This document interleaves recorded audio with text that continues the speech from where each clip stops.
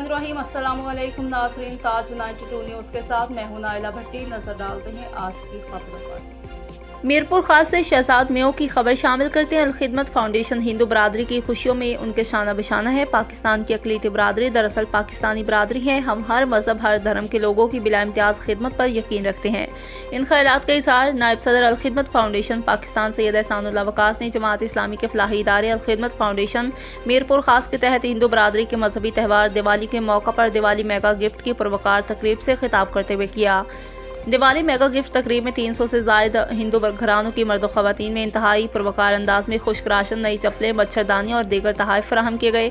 तकरीब से director information district Mirpur खास हिज़्बुल्लाह मेमन ने खिताब करते हुए कहा कि आज की दिवाली गिफ्ट तकरीब ज़िला भर की हिंदू बरादरी के लिए जमात इस्लामी की फलाही इदारे अलखिदमत फाउंडेशन की तरफ खूबसूरत तोहफ़ा है।